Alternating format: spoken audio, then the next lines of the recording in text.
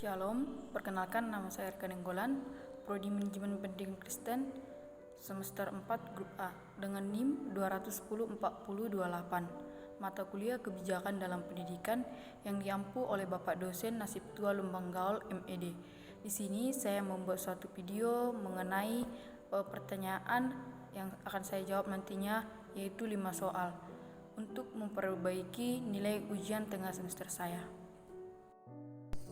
Yang pertama, mengapa kebijakan disebut sebagai kebijakan publik?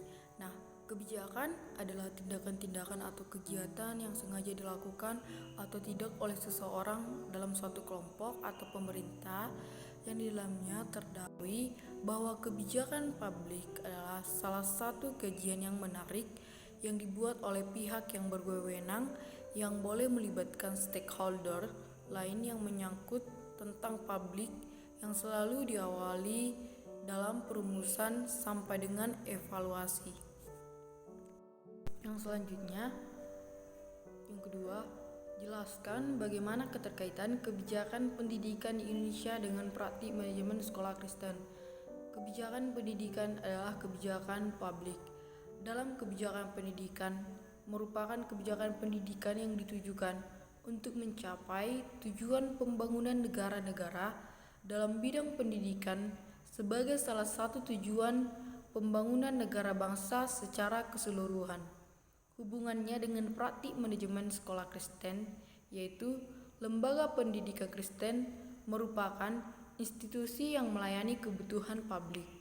Manajemen pendidikan diartikan sebagai seluruh aktivitas, yaitu proses edukasi di lingkungan pendidikan yang menekankan aspek proses manajemen dalam lembaga terkait dengan tanggung jawab pengelolaan untuk membuat keputusannya secara otonomi, baik otonomi sekolah, yaitu guru dalam kelas, kepala sekolah atau lembaga penyelenggaraan pendidikan, dan juga otonomi daerah, yakni terkait langsung dengan kebijakan politik di daerah masing-masing. Ia juga bebas untuk melakukan keputusan itu dan mengevaluasinya sendiri. Keputusan itu tanpa menubruk kebijakan departemen atau hierarki.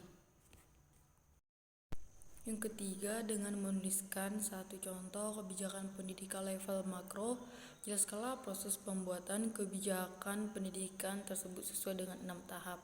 Contoh kebijakan pendidikan tingkat makro yaitu Undang-Undang Republik Indonesia Nomor 20 Tahun 2003. Selanjutnya, adapun yang menjadi proses pembuatan kebijakan pendidikan pada level makro. Dalam proses pembuatan kebijakan pendidikan pada level makro terdapat beberapa proses, yakni tahap pertama dimulai dengan formulasi kebijakan makro. Formulasi atau pembuatan kebijakan dalam pemerintah termasuk aktivitas politis. Dalam konteks ini, aktivitas politis dijelaskan sebagai pembuatan kebijakan yang divisualisasikan. Aktivitas politis itu berisi serangkaian tahap yang saling bergantung dan diatur menurut urutan waktu. Tahap yang kedua adalah implementasi kebijakan, di mana pada prinsipnya adalah cara yang dilaksanakan agar sebuah kebijakan dapat mencapai tujuannya. Di implementasi ini, pembuat kebijakan pendidikan pada level makro akan mengimplementasikan kebijakan ini, melakukan suatu aktivitas, suatu kegiatan, sehingga pada akhirnya akan mendapatkan suatu hasil yang sesuai dengan tujuan atau sasaran kebijakan itu sendiri. Implementasi kebijakan ini terjadi karena tindakan-tindakan pemerintah dalam mengatasi masalah yang timbul dalam masyarakat sehingga melahirkan keputusan-keputusan.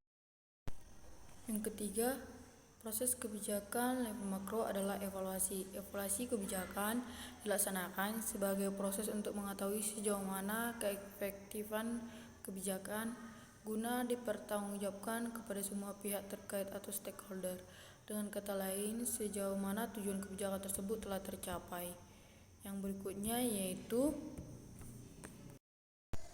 agenda setting. Agenda adalah kebijakan yang langkah pertama yang sangat penting dalam pembuatan kebijakan. Tahap ini merupakan langkah kunci yang harus dilalui sebelum suatu isu kebijakan diangkat dalam agenda kebijakan pemerintah atau government agenda. dan akhirnya menjadi suatu kebijakan. Legitimasi kebijakan. Setelah kebijakan berhasil diformulasikan, sebelum diterapkan pada masyarakat, kebijakan tersebut haruslah memperoleh legitimasi atau pengesahan atau kekuatan hukum yang mengatur penerapan implementasi kebijakan pada masyarakat.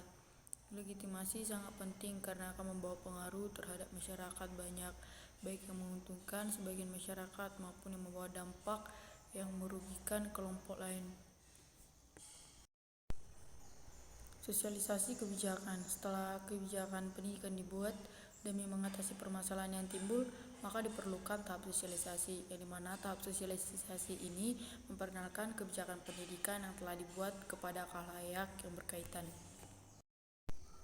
Selanjutnya, evaluasi kebijakan. Tahap akhir proses kebijakan adalah penilaian mengenai apakah yang telah terjadi sebagai akibat pilihan dan implementasi kebijakan.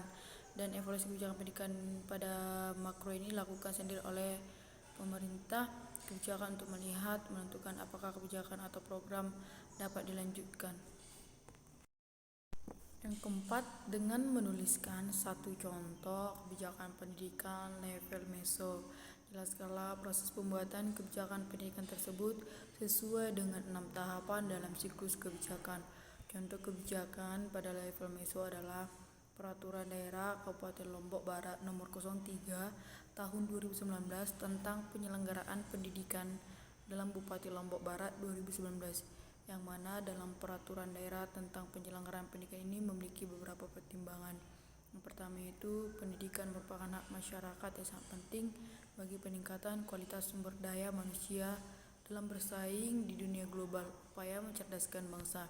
Yang kedua, bahwa pendidikan merupakan suatu sistem yang terdiri dari komponen peserta didik, pendidik, dan tenaga pendidikan, kurikulum, sarana prasarana, dana, lingkungan sosial, ekonomi, budaya, politik, teknologi, dan partisipasi masyarakat.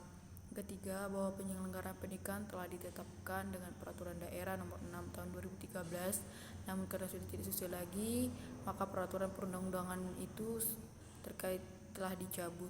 Yang keempat, adapun yang menjadi proses pembuatan pada level meso, yang pertama agenda setting, di mana agenda setting ini adalah langkah pertama yang sangat penting dalam pembuatan kebijakan. Tahap ini merupakan langkah kunci yang harus dilalui sebelum suatu kebijakan isu diangkat dalam agenda kebijakan pemerintah atau government agenda. Yang kedua, formulasi kebijakan. Setelah tahapan agenda setting dilalui atau suatu isu telah masuk agenda pemerintah, maka tahapan berikutnya adalah membuat formulasi kebijakan. Tahapan formulasi kebijakan merupakan tahapan ini lebih bersifat teknis dibandingkan tahapan agenda setting yang lainnya bersifat politis, dengan menerapkan berbagai teknis analisis untuk membuat keputusan terbaik. Yang ketiga, legitimasi kebijakan. Setelah kebijakan berhasil diformulasikan, sebelum diterapkan pada masyarakat, kebijakan tersebut haruslah memperoleh legitimasi atau pengesahan atau kekuatan hukum yang mengatur penerapan atau implementasi kebijakan pada masyarakat. Legitimasi sangat penting karena akan membawa pengaruh terhadap masyarakat banyak, baik menguntungkan ataupun merugikan. Yang keempat, sosialisasi kebijakan. Setelah kebijakan pendidikan dibuat demi mengatasi permasalahan yang timbul, maka diperlukan tahap sosialisasi, yang mana tahap sosialisasi ini memperkenalkan kebijakan pendidikan yang telah dibuat kepada khalayak yang berkaitan. Yang kelima, implementasi kebijakan. Implementasi merupakan tahapan pelaksanaan atas sebuah kebijakan yang telah dibuat dalam kebijakan pendidikan meso yang telah disosialisasikan, maka perlu dilaksanakan. Bentuk dari pelaksanaan kebijakan meso dapat berupa peraturan menteri, surat edaran menteri, peraturan gubernur, peraturan bupati, peraturan wali kota yang semuanya mencakup hal pendidikan. Yang keenam, evaluasi kebijakan.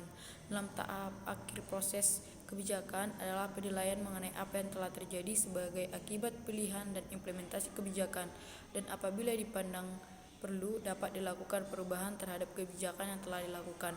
Evaluasi kebijakan pendidikan meso dilakukan sendiri oleh pemerintah daerah perumus kebijakan untuk melihat dan menentukan apakah suatu kebijakan atau program dapat dilanjutkan. 5. Dengan demikian, satu contoh kebijakan pendidikan level mikro. Jelaskan proses pembuatan kebijakan tersebut sesuai 6 tahapan pada level mikro. Adapun contoh kebijakan pendidikan pada level mikro adalah Peraturan Rektor Institut Agama Kristen Negeri YKN Tartung nomor 02/YKN.01/PP.03/3/2019 tentang kode etik dan peraturan disiplin mahasiswa Institut Agama Kristen Negeri Tartung. Adapun yang menjadi proses pembuatan kebijakan pendidikan pada level mikro, yang pertama agenda setting. Tahap pembuatan agenda kebijakan setting merupakan tahap awal yang penting dalam pembuatan kebijakan, di mana tahap ini merupakan langkah kunci yang harus dilalui sebelum suatu kebijakan diangkat dalam agenda kebijakan. Yang kedua, formulasi kebijakan. Setelah tahapan agenda setting dilalui atau setelah masuk agenda pemerintah, maka tahapan berikutnya adalah membuat formulasi kebijakan. Tahapan formulasi kebijakan ini merupakan mekanisme yang sesungguhnya untuk memecahkan masalah publik yang telah masuk dalam agenda pemerintah. Tahapan ini lebih bersifat teknis dibandingkan tahapan agenda setting yang lebih bersifat politis. Model-model ekonomi dan teori pengambilan keputusan atau decision making merupakan alat analisis berguna untuk mengambil keputusan yang terbaik. Berikutnya, legitimasi kebijakan. Setelah kebijakan berhasil diformulasikan sebelum diterapkan pada masyarakat, kebijakan tersebut haruslah memperoleh legitimasi. Yang berikutnya, sosialisasi kebijakan. Proses sosialisasi adalah suatu proses yang dilakukan secara aktif oleh dua pihak. Pertama adalah pihak yang mensosialisasikan atau disebut juga dengan aktivitas melaksanakan sosialisasi. Yang berikutnya yaitu tahap implementasi kebijakan. Implementasi merupakan suatu pelaksanaan atas sebuah kebijakan. Interaksi merupakan konsep penting dalam implementasi, yang mana yang harus diperhatikan yaitu formulasi tujuan kebijakan yang harus jelas termasuk kelompok sasaran, siapa yang berperan, dan bagaimana kebijakan tersebut harus dilaksanakan. Dana pendukung yang proporsional. Tanpa dana, kebijakan tidak akan pernah terrealisir. Yang berikutnya, evaluasi implementasi. Tahap akhir proses kebijakan adalah penilaian mengenai apa yang telah terjadi sebagai akibat pilihan dan implementasi kebijakan, dan apabila dipandang monitoring pelaksanaan kebijakan, informasi tentang hasil kebijakan, evaluasi proses situasi problematik, perlu dapat dilakukan perubahan terhadap kebijakan.